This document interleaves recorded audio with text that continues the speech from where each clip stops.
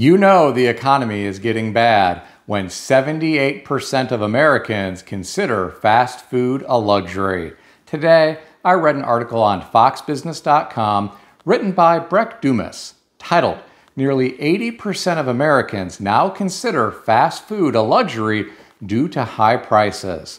The author of this article referenced a survey conducted by LendingTree, which revealed 78% of consumers now consider fast food to be a luxury purchase due to how expensive the meals have become. Half of people surveyed consider fast food a luxury because they are struggling financially. 62% of people said they are eating fast food less frequently due to the cost. Well, my friends, this is a sign of the times here in America. Inflation is impacting people in so many ways. Wages have not kept pace with the cost of living for many Americans. It is going to be really interesting to see how fast food companies adapt moving forward. I'm sure they will get creative with their marketing strategies. I have no doubt some will shrink portion sizes so they can make their food appear to be more affordable. Maybe some will release some new and exciting food products to lure customers to their locations. In my opinion, some Americans should get away from eating fast food anyway because it is often high in salt and saturated fat. Instead, people should consider buying healthier food at the grocery store in bulk and cooking at home. You could save money and ingest food that is better for your body. I think more schools need to bring back home economics programs, which are now called family and consumer science programs. Schools need to teach students how to shop for healthy food and then teach them how to prepare it. Unfortunately, many parents don't teach their children how to do this. Some kids just watch their parents order delivery from their smartphones. Our schools could do a better job teaching about nutrition, strategic shopping, and cooking.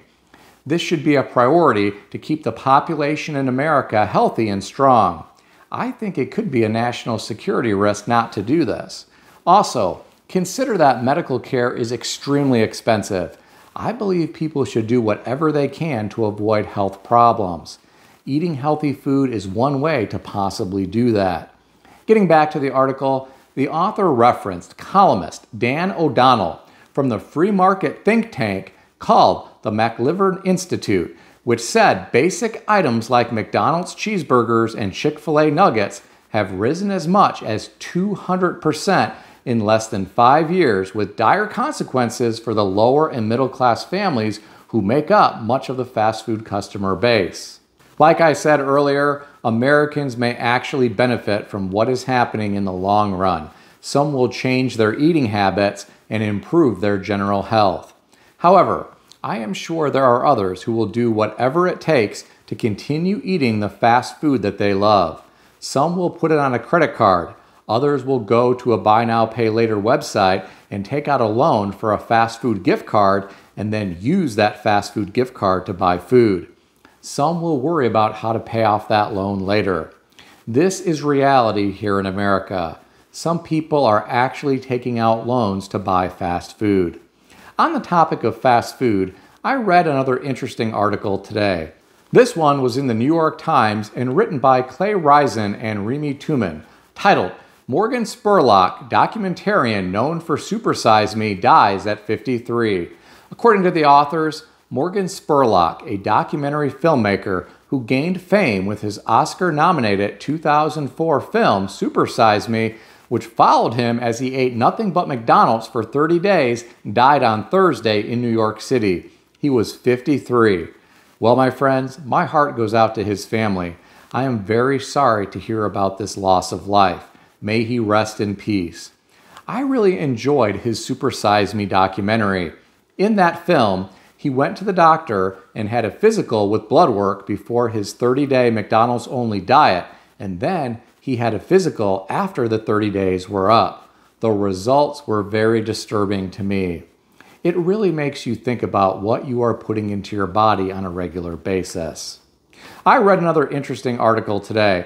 This one was on ZeroHedge.com, written by Tyler Durden, likely a pseudonym for writers at Zero Hedge, titled, "Walmart Target Unleash Price Cut Tsunami as working poor hit brick wall. According to the author, some of the nation's largest retailers are rolling back prices in response to low-income consumers hitting a proverbial brick wall. These consumers have maxed out credit card debt and drained personal savings to dangerously low levels in the area of failed Bidenomics. This also comes after an underwhelming April retail sales report and several notes from Goldman warning about faltering low-income consumers. Target announced on Monday that it will lower everyday regular prices on approximately 5,000 frequently shopped items across its assortment. Walmart has already issued 7,000 rollbacks. How times have changed, my friends. A few years ago, consumers were flush with stimulus cash, their student loans were on pause, and interest rates were artificially low. Now that stimulus cash is mostly gone. Student loan payments have resumed, and interest rates are a lot higher. In my opinion, they aren't high enough. I'd rather see interest rates higher to incentivize people to save and live within their means. If the Fed really wants to win the war on inflation, they should hike rates further. It will result in the collapse of some companies that are too levered up, and it will cause some short-term pain for many consumers who rely on credit. But we need to get back to some sense of normalcy in this country. Now, it is nice to hear that some large retailers are trying to lower prices. I have to wonder how much this is going to help everyday Americans who are being impacted by inflation everywhere they turn. The author of this article went on to reference a recent FT Michigan Ross poll, which showed persistent inflation has soured the mood of 71% of those surveyed. The author said, maybe if Biden administration's U.S. Treasury under Janet Yellen wasn't spending like it was a depression with $1 trillion every 100 days, then perhaps inflation could come back down to earth. Please keep in mind that I didn't say that. That's what the author wrote in this article. I do think the government should rein in spending and the Fed should hike interest rates further. All of this nonsense about possibly cutting rates did nothing except excite traders on Wall Street. It was like giving a big bag of candy and a tray of cupcakes with icing to children after they already drank some sugary soda. I, for one, am tired of Fed talk in the news.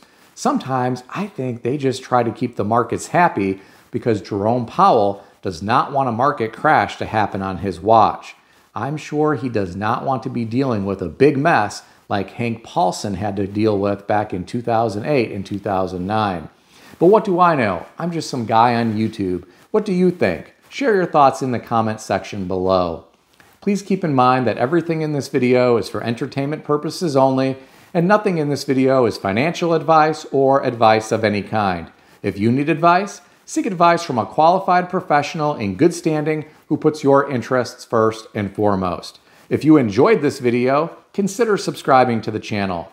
Please also consider sharing this video with your friends. I want to extend a special thanks to everyone who has subscribed to this channel. I want to also thank all of my channel members. If you would like to become a channel member, there is a link in the description beneath this video. You can read more about the different membership levels. Please also check out some of the great books that I suggest you consider reading in the description below. I've included Amazon affiliate links to these books. As an Amazon associate, I earn from qualifying purchases. Stay healthy and wealthy. I'll see everyone in the next video.